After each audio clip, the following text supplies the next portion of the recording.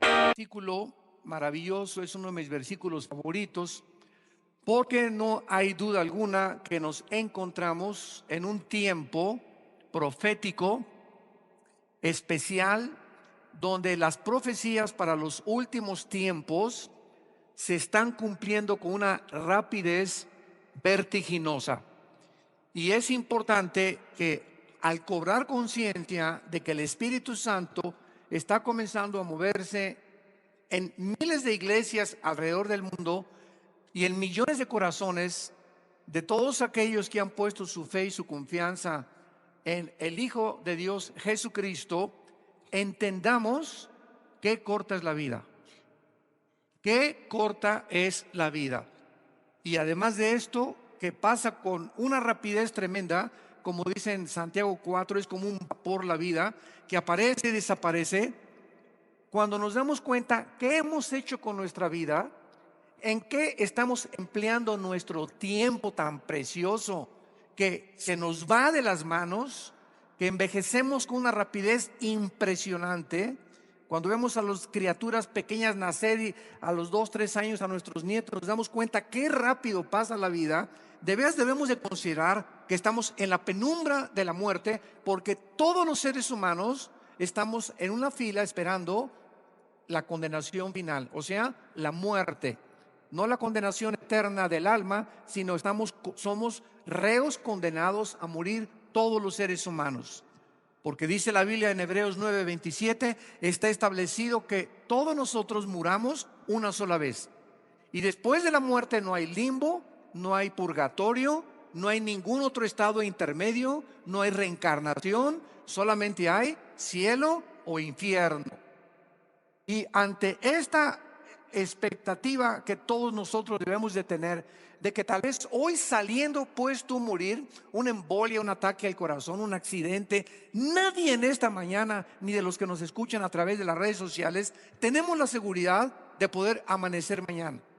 Entonces, este mensaje que les quiero compartir es precisamente relacionado con la convicción y las responsabilidades que tenemos como familia cristiana para de veras dedicar nuestras vidas a aquello que es lo único por lo cual vale la pena vivir. Dice en 1 de Pedro 4:7, mas el fin de todas las cosas se acerca. Sed pues sobrios y velad en oración. No cabe duda que todos los eventos profetizados en la Biblia acerca de los últimos tiempos están ya siendo cumplidos.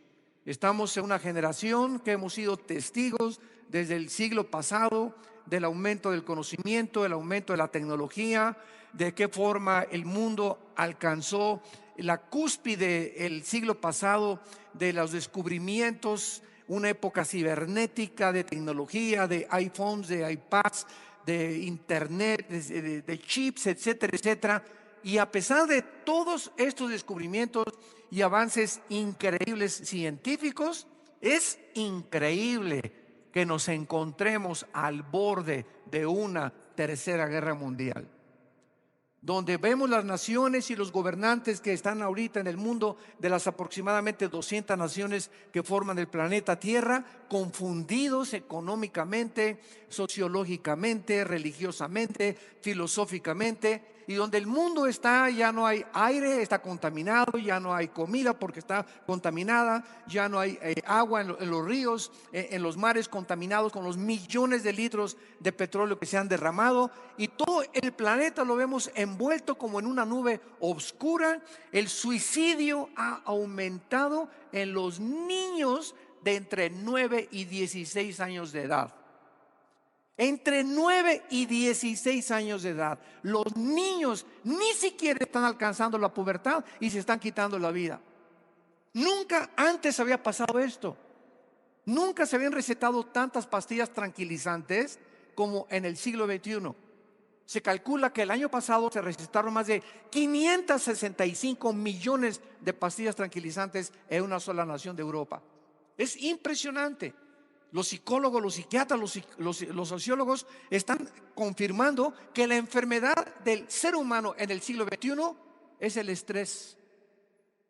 El estrés se considera actualmente por las mayores revistas científicas como la causa de las principales enfermedades mentales y físicas del ser humano. El estrés. ¿Qué es el estrés? Es una condición de falta de paz, de ansiedad, de incertidumbre del futuro, de enojo, de rabia, de ira, de injusticia, de intranquilidad, de perturbación interna y que no te deja dormir, que vives ansioso, no sabes cuál es el propósito de la vida, el trabajo, y se cae el dólar y se cae el petróleo, etcétera, etcétera, y hace que el ser humano llegue a este punto donde ya no tiene paz. Y eso provoca, desde que se descubrieron las enfermedades psicosomáticas, psicomente, soma cuerpo, las enfermedades que produce la mente intranquila al hígado, al estómago, a los pulmones, al corazón, al páncreas, a la vesícula biliar, etcétera, etcétera. Es increíble cómo ahora se ha descubierto y confirmado que un estado mental anormal afecta a tu salud. Sin embargo, a la luz de todos estos acontecimientos y de todas estas profecías que hemos visto que se han estado cumpliendo, y hemos dado cantidad de seminarios acerca de profecías, dos preguntas muy importantes tenemos que contestar. La primera: ¿qué efecto tiene en tu vida y en mi vida al saber que nos encontramos en la última generación? Esto es demasiado solemne y demasiado serio. ¿Qué efecto tiene al conocer en este libro que es la Biblia, y que ya no hay duda que nos encontramos al final de la historia, por todo lo que nos está rodeando, como jamás en la historia habían convergido todas las profesiones como lo han hecho ahora en el siglo XXI? ¿Qué efecto debe tener en mi vida y en mi relación con Dios? Y la segunda pregunta es: toda esta información que tenemos del fin de la historia y del ser humano, ¿es simplemente algo fascinante y sensacionalista para mis oídos y para mi conocimiento intelectual? ¿O toda esta información nos las dio Dios para prepararnos para recibirle? Cuando Cristo vino en su primera venida, el pueblo de Israel no le reconoció. No estaban listos, más que pequeñas personas como Anita, ¿verdad? Y como María, y como su prima Elizabeth, y como todos los que estaban, a quienes el Hijo de Dios se reveló. Pero tú estás preparado verdaderamente. Vives una vida, como vimos en el seminario de matrimonios ayer, vives una vida de santidad con tu esposa. ¿Le eres fiel a tu esposa, no solamente físicamente, sino con tus pensamientos también? ¿O eres una persona adúltera? ¿Eres una persona adicta a la pornografía? ¿Eres una persona que no puedes evitar ver a una mujer y desnudarla de la cabeza a los pies? ¿Eres una persona honesta y íntegra en tu trabajo, en tu trato y en tus relaciones con tu prójimo? ¿O eres una persona endeudada y que debes y que ni siquiera te interesa pagar tus deudas y te llamas cristiano? Y se llaman cristianos jóvenes cuando ustedes tienen una relación de fornicación con tu novia, donde se manosean los dos sin estar casados, brincando privilegios que no les pertenecen. ¿En qué situación nos encontramos para realmente, si Cristo viniera hoy en la noche, o si tú murieras hoy en la noche, en qué condición podrías encontrarte delante de Dios? En la segunda carta a los Corintios, capítulo 13, segunda de Corintios, capítulo 13, versículo 5, el apóstol Pablo exhorta y nos dice: examinaos a vosotros mismos si estáis en la fe. Pruébense a ustedes mismos. ¿O no conocen que a ustedes mismos que Jesucristo está en ustedes, a menos que estén reprobados? La Biblia nos manda a hacer este examen de conciencia, de llegar tal vez hoy en la noche o acabando esta conferencia, e hincarte junto a tu cama, o mañana temprano, tal vez mejor hoy antes de que amanezcas, y decirle: Señor, aquí estoy. No hay nada que te pueda engañar de mi vida. Mi vida está desnuda ante tus ojos. Tú eres el Dios que todo lo examina y que todo lo ve. Yo me llamo tu hijo, me llamo tu hija. Padre, muéstrame en qué áreas de mi vida estoy mal quiero servirte, quiero amarte, quiero que me vaya bien, quiero que me bendigas, mi matrimonio, mis hijos. Padre, ayúdame. Y confiésale a Dios las áreas de tu vida. Señor, no puedo ya con la pornografía, ayúdame con el alcohol, con este vicio, con esta adicción. Soy un deshonesto, debo este dinero. Tú lo sabes, no te puedo engañar, oh Dios todopoderoso, poderoso Dios. Ayúdame, te confieso mis pecados. Entrégale tu vida al Señor, pero no los escondas, porque dice en Proverbios 28: el que esconde sus pecados no prosperará, mas el que los confiesa y se aparta alcanzará misericordia. En el Salmo 66 David decía: si yo hubiese mirado la iniquidad, el Señor no me habría escuchado. No podemos ser cínicos con Dios, no podemos ser deshonestos con Dios. Tenemos que entender que es un Dios que nos conoce desde que nos levantamos hasta que nos acostamos, qué pensamos, qué hacemos, qué revistas vemos, qué programas de televisión permitimos en nuestro corazón, qué amistades tenemos, cómo trato a mi novia, cómo trato a mi esposa. Él es un Dios poderoso, es un Dios que cubre el universo entero y la eternidad, y quiere que nosotros entendamos esto, que hay un día del juicio, y que si tú mueres en tus pecados, tú serás condenado eternamente para el infierno. La primera pregunta que debemos hacernos es la siguiente: ¿estás tú seguro, absolutamente seguro de tu salvación? Nadie sabe cuánto tiempo más tenemos en este mundo, personal o proféticamente. De manera personal, todos sabemos, ¿verdad? Y estamos conscientes que tenemos que morir todos. Niños, jóvenes, adultos, tercera edad, viejitos, todos tenemos algún día una cita con la muerte.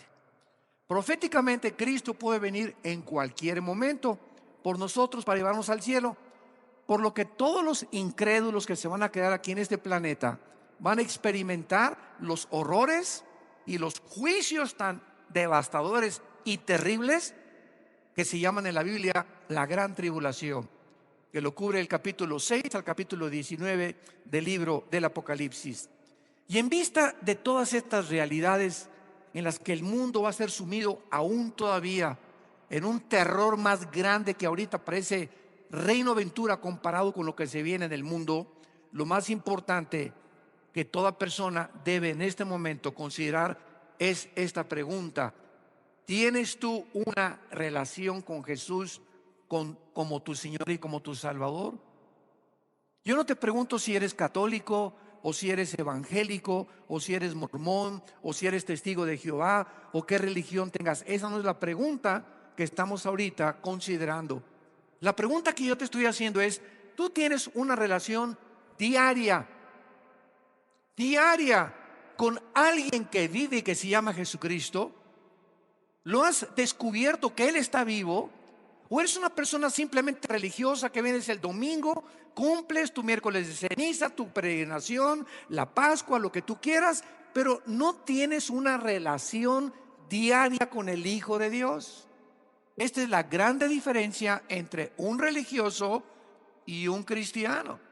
El religioso es una persona que tiene una religión donde cumple sus ritos, sus ceremonias, sus liturgias, las obligaciones de la religión. Y el cristiano es una persona que no tiene una religión, es una persona que tiene una relación viva, dinámica, orgánica con alguien que vive, que se llama Jesús. Y esa relación solamente se puede tener y solamente se puede mantener y sostener a través de la Biblia. No hay otra manera de poder yo tener contacto con ese Dios, ni poder saber lo que Él quiere para mi vida, ni expresar mis emociones ni mis sentimientos, si no es a través de la Biblia. La segunda pregunta es entonces: si tú tienes esa relación con Jesucristo porque eres cristiano y no religioso, y ahorita comienza a descubrir realmente qué es lo que eres, si religioso o cristiano, entonces la segunda pregunta es obvia: ¿lees diario? ¿Tienes un tiempo de devocional diario con la Biblia? Te puedes levantar en la madrugada a las 4, 5, 7, no sé, de la mañana, 20 minutos antes de ir a tu trabajo, hincarte o sentarte en la posición que sea más cómoda para ti, tener un tiempo con Dios. Padre, voy a leer un salmo, un proverbios, y orar y comenzar a descubrir que Dios nos habla a través de la Biblia y descubrir la voluntad de Dios a través de la Biblia y mantener durante el día en el trabajo, como dice la Biblia, orar sin cesar, una comunión constante con Dios. Si voy manejando, te pido que me des paciencia ahorita en el tráfico, te pido que me quites los carros si quieres que llegue a tiempo esta cita, te pido por mis hijos que acabo de dejar en la escuela, guárdalos de todo mal, Señor. El cristiano es una persona que mantiene una comunión continua con Dios, a diferencia del religioso que solamente le dedica a Dios un día a la semana y de lunes a miércoles se porta como el hijo del anticristo. En Juan capítulo 3, versículo 17 en adelante, Evangelio de Juan, capítulo 3, versículo 17, dice la Biblia: porque no envió Dios al mundo a su Hijo para condenar al mundo. Cristo no vino hace 2000 años para condenarnos, sino para que el mundo sea salvo por Él. El que en Él cree no es condenado, pero el que no cree ya ha sido condenado, porque no ha creído en el nombre del unigénito Hijo de Dios. Y esta es la condenación, que la luz vino al mundo y los hombres amaron más las tinieblas que la luz, porque sus obras eran malas. Porque todo aquel que hace lo malo aborrece la luz y no viene a la luz para que sus obras no sean reprendidas. Mas el que practica la verdad viene a la luz para que sea manifiesto que sus obras son hechas de Dios. Todo ser humano que ha tenido un encuentro con Jesucristo y que descubriste en tu vida, en algún punto de tu vida, en mi caso personal fue hace muchos años cuando me di cuenta que mi vida era un desastre, que mi vida era un caos, yo estaba autodestruyéndome totalmente.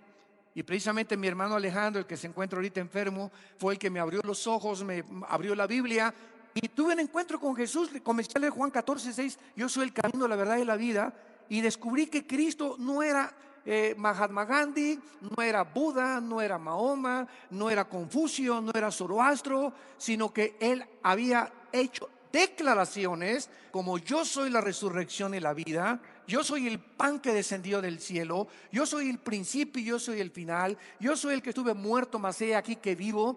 Y estas declaraciones de Jesucristo me hicieron caer de rodillas. Y como me dijo mi hermano, tú no tienes una tercera alternativa con Cristo. O Él fue un psicópata, loco, paranoico, esquizofrénico, el más grande que la humanidad ha conocido, o te caes de rodillas y le llamas Padre Santo, Hijo de Dios, Dios mío y Señor mío. Pero no me vengas, me decía mi hermano, no inventes que solamente es un maestro de moral, un gran filósofo como todos los que han existido. Él no nos da esa tercera opción. Él es lo que Él dijo ser, o fue un mentiroso. Pero nunca lo clasifiques entre un gran maestro de moral, porque Él no dijo solamente que venía a tener una moral. Él nos vino a decir que Él nos venía a traer la vida, a conectarnos con nuestro Creador otra vez. Y sus declaraciones son impresionantes a la luz de las declaraciones de todos los demás líderes religiosos que han existido en el pasado. Compáralas simplemente. Fue lo que yo hice. Yo estudié a Buda, estudié a Mahatma Gandhi. Estaba una búsqueda impresionante filosófica. Era ateo, además de todas estas cosas. Había llegado a convencerme que ya Dios no podía existir. ¿Y todo por qué? Por el programa equivocado que habían puesto mis amigos y mis maestros en mi mente. Y cuando me encuentro con Jesús, Él viene a cambiar nuestras vidas.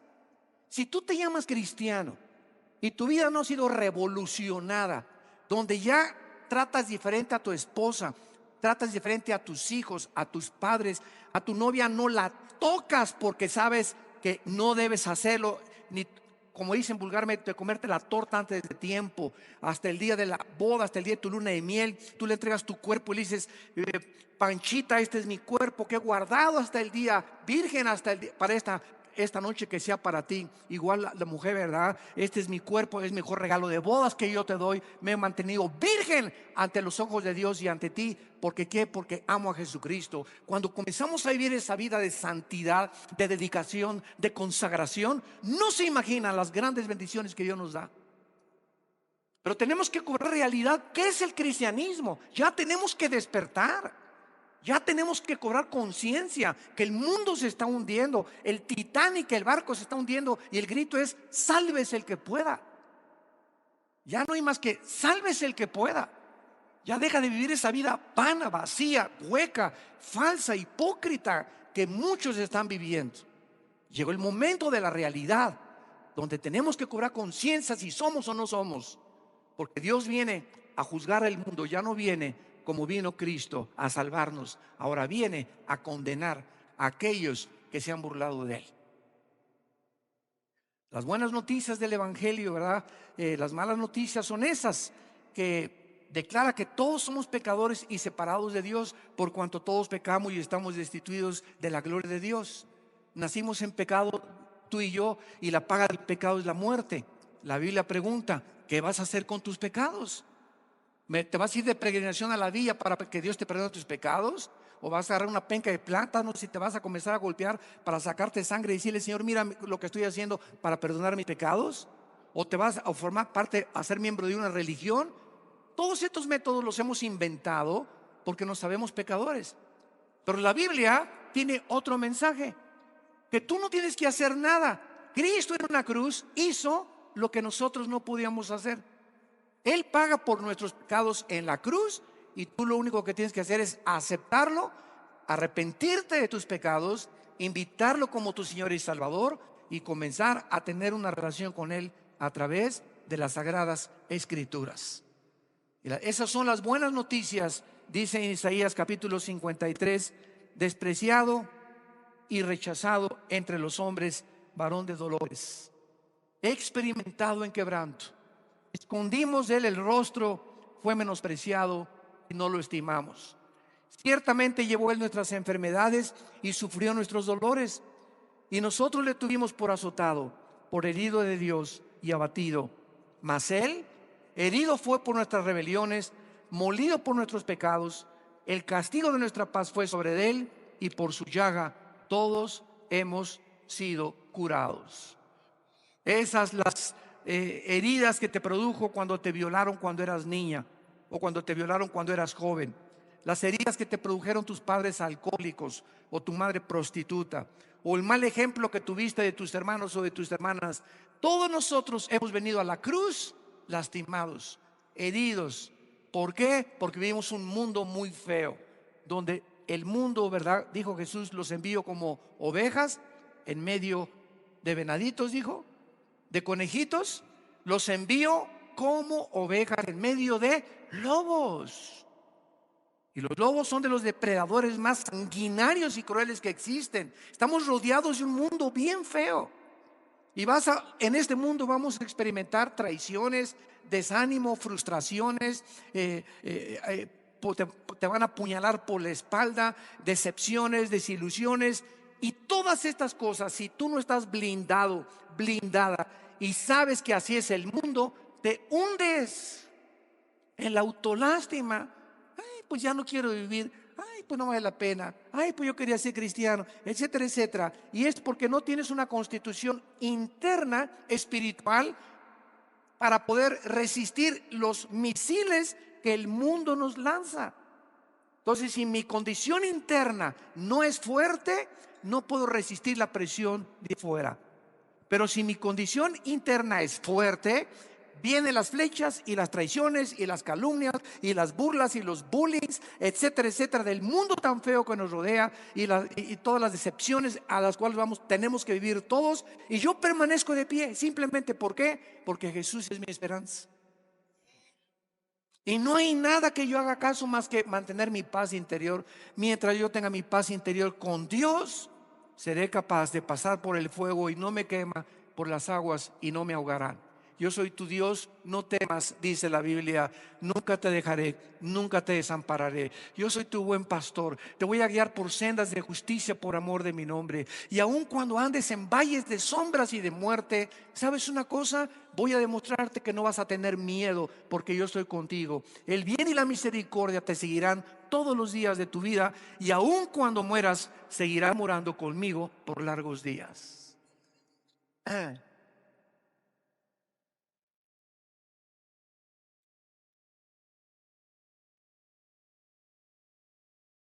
La muerte de Cristo nos ha perdonado todos nuestros pecados, pasados, presentes y futuros. La salvación no se puede perder. ¿Por qué no se puede perder? Porque no nos la ganamos y porque no nos dijo Dios, les doy una salvación temporal. Y después de que te salve, va a depender de ti. Si te portas bien, entonces mantiene la salvación. Si te portas mal, pierde la salvación. Ese no es el mensaje de la Biblia.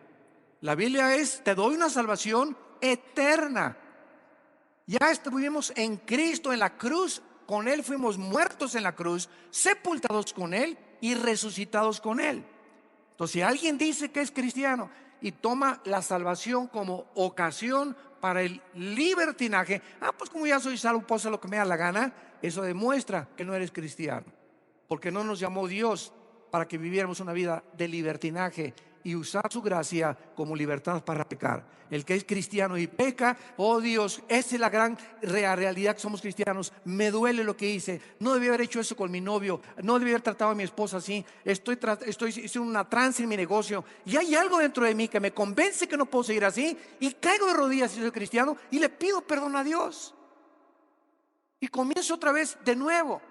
Y si yo insisto en vivir una vida de pecado, diciendo que soy cristiano, dice Hebreos capítulo 12, Dios al que ama, pau, lo disciplina. Si tú eres cristiano y comienzas a pecar continuamente y te olvidas del Señor y realmente fuiste regenerado por el Espíritu Santo, te va a ir como en feria. Y cuando Dios te regrese, te va a regresar de las orejas. Y Él prefiere decirte, te voy a regresar manco o cojo o ciego o sordo. 1000 veces prefiere Dios que nos suceda lo peor en la vida a que entremos enteros al infierno. Dice en Hebreos capítulo 10, versículo 10: en esta voluntad somos santificados mediante la ofrenda del cuerpo de Cristo, hecha una vez para siempre. O sea, Cristo ya no tiene que pagar más por los pecados. Los pecados que tenían que ser pagados fueron pagados una vez en la cruz. Y dice el versículo 12: pero Cristo, habiendo ofrecido una vez y para siempre un solo sacrificio por los pecados, se ha sentado a la diestra de Dios. De ahí en adelante, esperando hasta que sus enemigos sean puestos por estrado de sus pies. Escuche el versículo 14: porque con una sola ofrenda, o sea, con el sacrificio que Él hizo, nos hizo perfectos para, ¿cuándo? Para siempre a los santificados. Una sola ofrenda, un solo sacrificio bastó ante los ojos de Dios, y no los miles que puedo irme yo a la villa o golpearme con pencas o no comer. O te ofrezco este ayuno, Señor, pero salva a mi hijita. Te ofrezco este ayuno para poder trabajo. Oye, ¿qué crees? Que Dios es un Dios que no tiene misericordia, y que cuando vea, a ver, este Arcángel Miguel, ven para acá, chécame quién no está comiendo para bendecirlo. Chécame quién tiene 3 días ya arrastrado en el suelo con sangre en las rodillas para poder darle cumplir sus bendiciones. Ese no es el Dios de la Biblia.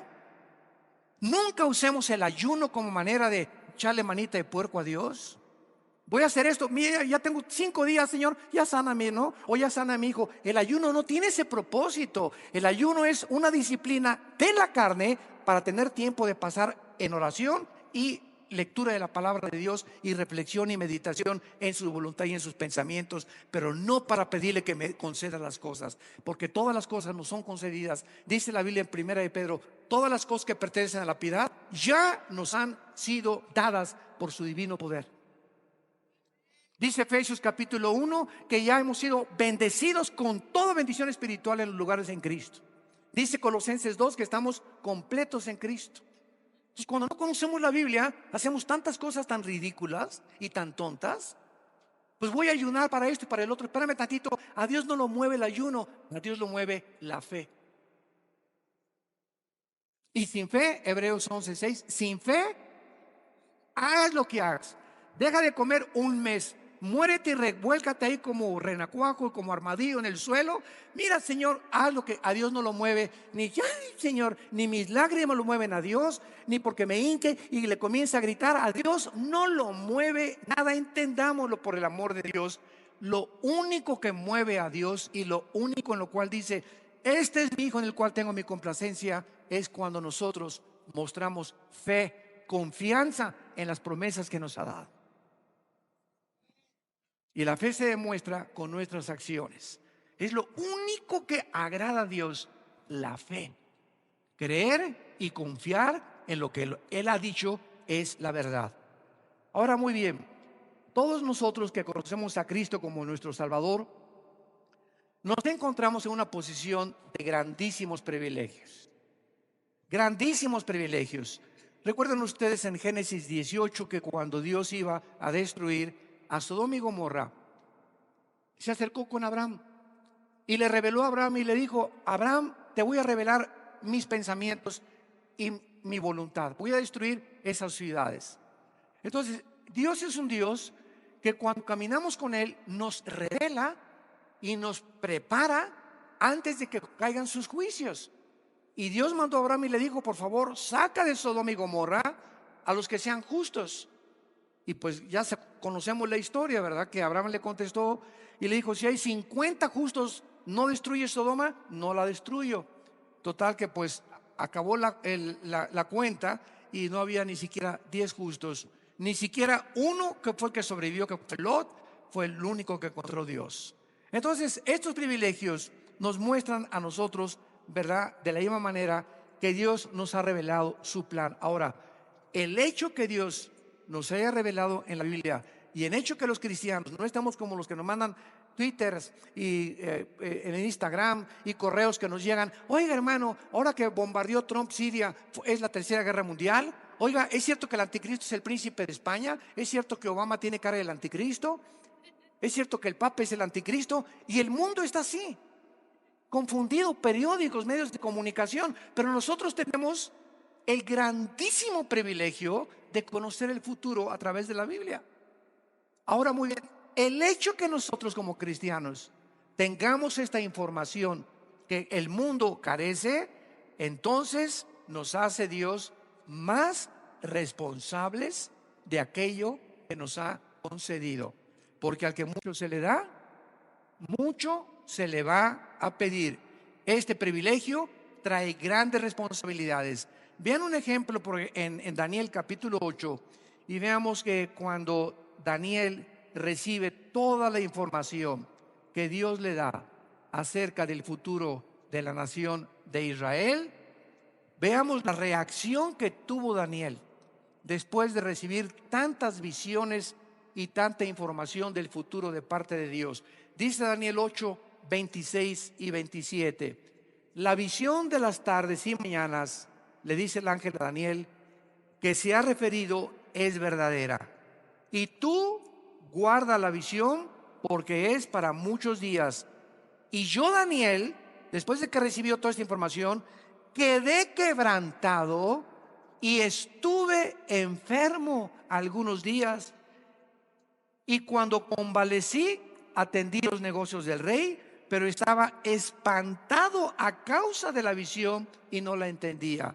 Y el capítulo 9 nos lleva a una de las oraciones más hermosas de la Biblia, donde David, al darse cuenta que estaba a punto de cumplirse la cautividad babilónica, que su pueblo, los judíos, iban a regresar a Jerusalén porque se cumplía la profecía de Dios, que eran 70 años de cautiverio, Daniel en el capítulo 9 cae de rodillas al saber lo que iba a acontecer, y entonces dedica días, 2 semanas de ayuno, no para moverle la mano a Dios, sino para que Dios le diera y estuviera más cerca de él sabiduría y entendimiento, porque él no podía soportar lo que vendría sobre su pueblo. Nosotros, los cristianos del siglo XXI, al tener conocimiento de lo que Dios nos ha revelado en la Biblia, que el mundo se encuentra a punto de naufragar, que el barco está a punto de hundirse, que toda la ecología del mundo, los sistemas ideológicos, gobiernos, filosofías han fracasado. El hombre no ha podido encontrar un sistema de gobierno adecuado. Los matrimonios cada vez peor, divorciándose, adulterios, unas vulgaridades en las pantallas de Hollywood, en las telenovelas, en la televisión, pornografía, 17,5 millones de sitios pornográficos en el internet. Vivimos un mundo que está completamente oscureciéndose, y lo más grave de todo esto es que los cristianos que no se den cuenta de esto sigan dormidos y se adapten a la temperatura. Pues todas estas cosas son normales. La prostitución es normal, los matrimonios gays son normales. Ese es tu amor, yo tengo mi estilo de vida. No hay nada de malo en ver una película pornográfica de vez en cuando. Ni me tengo que salir del cine cuando salgan vulgaridades tampoco. ¿Por qué? Porque somos igual que el mundo. Y cuando el cristiano comienza a tener esa manera de pensar como los demás del mundo, ahí es cuando la campana de alarma debe comenzar a sonar. Cuidado, porque te encuentras en peligro. Tal vez ni siquiera eres cristiano, porque Dios nos ha llamado, y vamos a ver las 4 grandes responsabilidades que nos debe de producir la comprensión de la condición en la que el mundo se vive. Número 1, la primera responsabilidad que debemos de tener, si de veras somos cristianos, es compasión por los pecadores.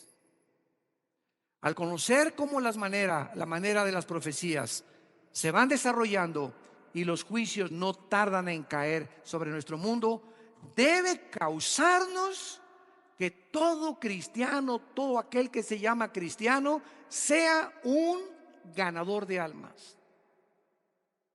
Desde que tú te convertiste, ¿a cuántas personas has ganado para Cristo? ¿A cuántas personas les has hablado del plan de la salvación? ¿A cuántas personas les has dicho oramos? ¿Qué te impide, compadre, amigo, primo, Pancho, Carmelita? Vamos ahorita a orar, después de platicarle que Cristo murió en la cruz y que es la manera en que podamos ser salvados. ¿Has guiado desde que tú te convertiste a alguna persona en oración para que acepte a Jesucristo como Salvador? No levante la mano nadie. Si tú no has ganado almas ni le has hablado a nadie de Cristo, ¿cómo puedes llamarte cristiano? Cuando en Hechos 1:8 Jesús dijo: recibirán poder cuando hayan recibido al Espíritu Santo y me serán testigos. ¿Para qué vino el Espíritu Santo a nuestra vida? Para hablar de Cristo. Me llamo cristiano y no he hablado de Cristo en 3 años. Espérame tantito, yo no sé qué espíritu es, pero no es el Espíritu Santo.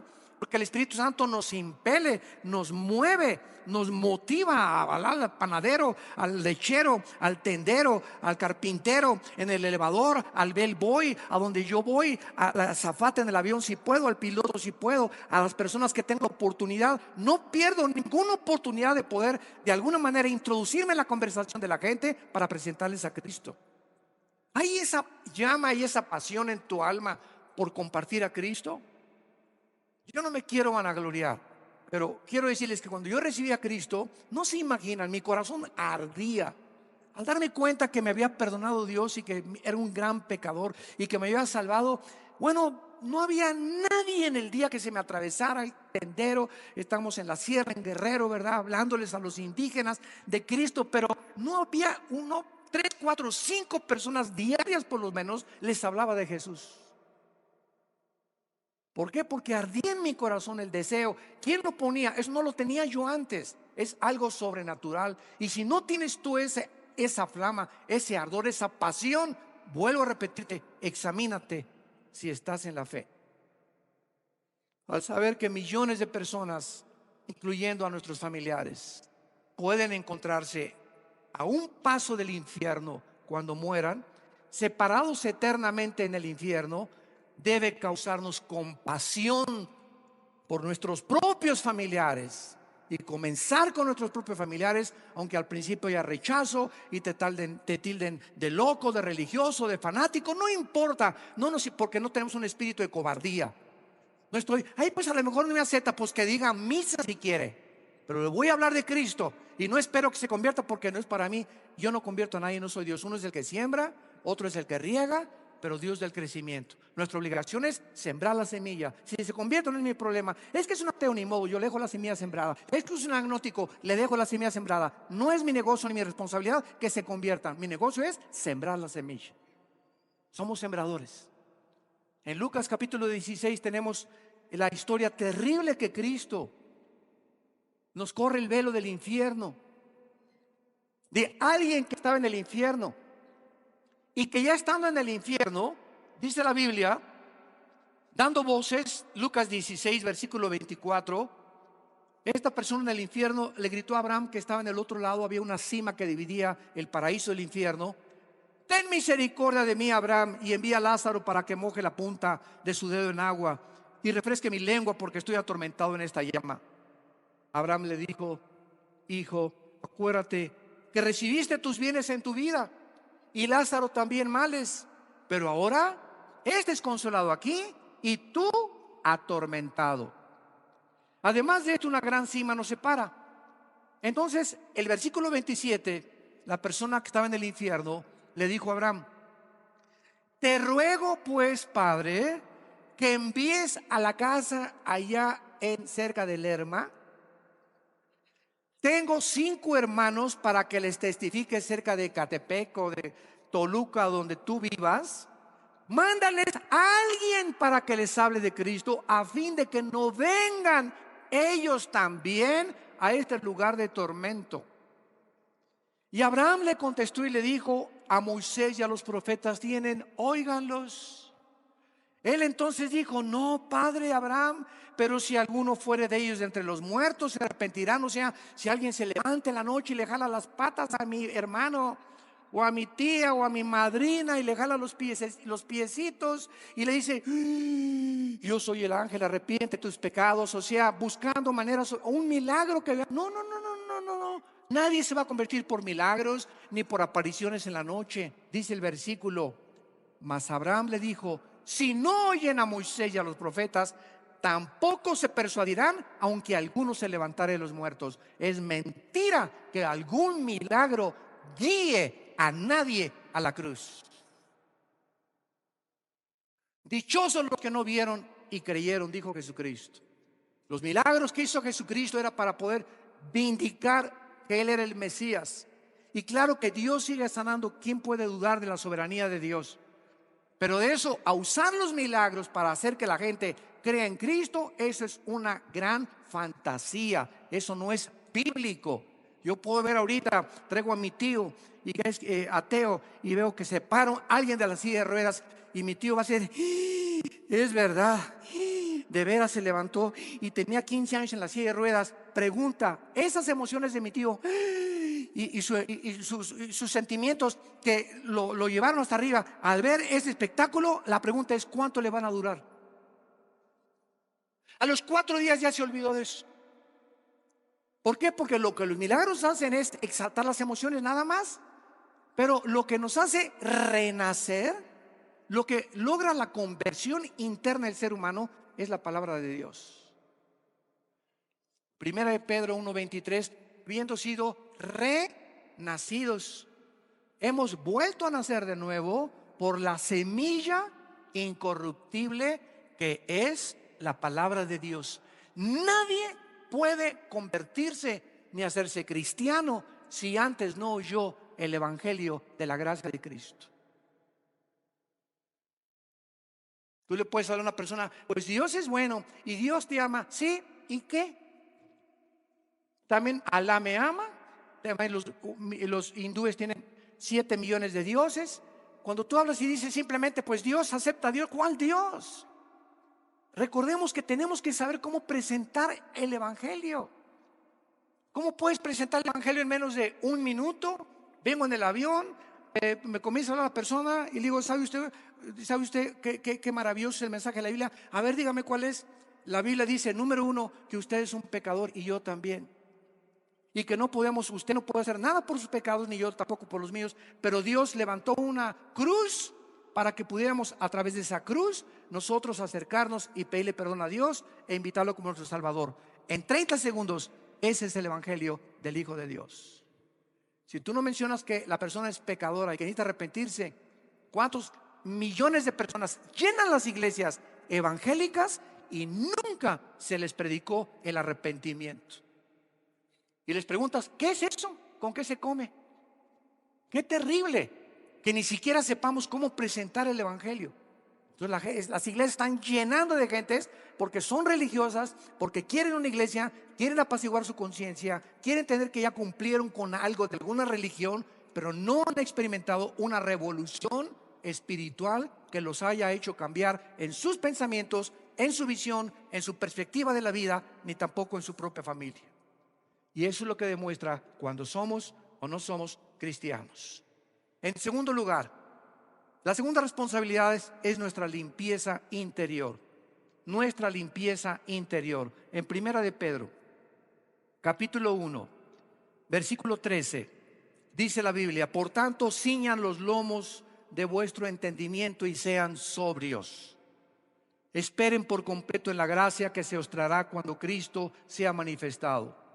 Como hijos obedientes, no se conformen a los deseos que antes teníamos estando en nuestra ignorancia, sino como aquel que los llamó es santo, sean también ustedes santos en toda vuestra manera de vivir, porque escrito está: sean santos porque yo soy santo. Y un sí condicional. Y si invocas por Padre aquel y le dices: ay, Padrecito Santo, ay, mi Señor y mi Dios, si estás invocando a aquel que sin acepción de personas juzga según la obra de cada uno, conducíos en temor durante el tiempo de vuestra peregrinación. En 1 de Juan capítulo 3 dice: todo aquel que tiene esta esperanza que Cristo venga, se purifica a sí mismo. ¿Te purificas tú todos los días? De la misma manera que todos los días vamos a la regadera, sudamos, necesitamos jabón, champú, desodorante para poder amanecer frescos, oliendo bien físicamente. De la misma manera, todos los días en el camión, en el metro, en la escuela, en la oficina, oímos conversaciones, groserías, películas, videos, cosas, escenas espectaculares, vulgares, y todo eso nos contamina espiritualmente.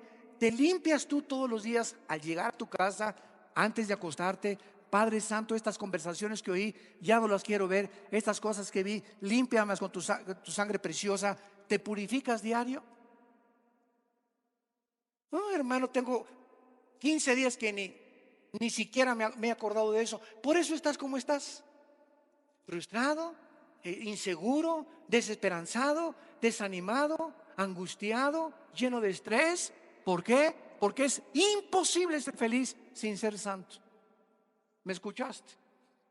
No se puede ser feliz sin la santidad. La única manera de poder vivir una vida en paz, con seguridad, con propósito, con significado, es en la santidad, obedeciendo la palabra de Dios. En tercer lugar, nuestra responsabilidad es consuelo para el sufrimiento. Otro efecto práctico de las profecías es que es una influencia consoladora para todas las adversidades y tribulaciones que estamos atravesando. Santos de Dios, ya se va a acabar todo. Ya se va. Adiós mundo cruel, ya nunca te veré. Así se nos va la vida. Y dice Romanos 8:18: porque tengo presente, dice Pablo, que las aflicciones que he experimentado, persecuciones, tribulaciones, me han latigueado, me han apedreado, me han metido a la cárcel, en naufragios, etcétera, etcétera. Ninguna de las cosas, enfermedades, tristezas, pérdida de los seres queridos, todas esas cosas no son comparables con las bendiciones que vamos a recibir en el mundo venidero. Y cuando estemos con Jesús aquí ya muertos y resucitados en su presencia, todo lo que pasamos y lo que sufrimos y lo que experimentamos se va a comparar casi como una mala noche en un hotel de tercera categoría. Va a ser así comparado con la eternidad. No son comparables con las glorias que nosotros se han de manifestar. Jesús dijo a los discípulos, ya cuando Judas se despidió del aposento alto y cuando ya fue a entregar a Cristo, se quedó con los discípulos. Y entonces Juan 14, 15 y 16 es el mensaje más grande de despedida de Jesucristo. ¿Y qué les dijo? No se turben vuestro corazón, creer en Dios, crean también en mí. Voy a mi Padre a preparar lugar para vosotros, para que cuando yo venga os tomaré a mí mismo, para que ustedes estén conmigo para siempre. Y ustedes conocen el camino. Yo soy el camino, la verdad y la vida. Al darnos cuenta de las profecías y la condición del mundo, tenemos consuelo. No estamos como el mundo en desesperación. Estamos en problemas, pero no desesperados. En adversidades, pero no angustiados. Perseguidos, mas no desamparados. Derribados, pero nunca destruidos. Porque un cristiano nunca llega a estar angustiado de ya no puedo, ya no puedo, ya no puedo, ni a la desesperación, porque sería la más grande incredulidad en la que tú pudieras vivir. Y finalmente, ánimo para el servicio. Esta motivación es importantísima para nuestra vida espiritual. Un cristiano desanimado es un cristiano derrotado. Dice en 1 Corintios 15:58, estar firmes y constantes en la obra del Señor, sabiendo que vuestro trabajo en el Señor no es en vano. Jesús dijo, un vaso de agua, un simple vaso de agua que no vale ni 25 centavos, que tú des a alguien en mi nombre, te será recompensado en la otra vida. No nos cansemos de hacer el bien, porque vamos a sembrar tarde o temprano. No nos cansemos de hacer el bien. Aunque el mundo te pague equivocadamente, no te canses de sembrar. No te canses de predicar. No te canses de consolar a la gente y tener este consuelo que Dios nos ha dado. Porque Jesús viene y pronto con su recompensa, para que cada uno de nosotros recibamos de acuerdo a lo que Él ha prometido. Te damos gracias, Señor, por tu palabra en esta mañana. Por redarguir nuestros corazones. Qué importante es examinarnos sinceramente ante la condición en la que el mundo vive, si verdaderamente estamos en la fe. Oh Dios, nuestra alma está de por medio. Es algo demasiado solemne, el estado eterno de nuestra alma. Y si alguna persona en esta mañana, o aquellos que nos escuchan a través de las redes sociales, no está segura de que verdaderamente tienes a Cristo en tu vida, asegúrate en este instante. ¿Cómo lo puedo hacer?, me preguntarás. Simplemente, después de escuchar este mensaje precioso, majestuoso, eterno de la palabra de Dios, dile con todo tu corazón a Dios en este momento: mi Señor y mi Dios, pienso y siento que no te conozco. Tengo dudas de mi propia salvación. Señor Jesucristo, creo que en esa cruz, con tu sangre preciosa, pagaste con ella la cuenta pendiente de pecado que yo tenía contigo. Reconozco que nunca hubiera yo podido pagar esa cuenta con ningún sacrificio y con ninguna buena obra. Tú lo hiciste todo en mi lugar para mostrarme tu gracia, tu amor infinito, porque de tal manera me has amado que has dado a tu Hijo Jesucristo en mi lugar.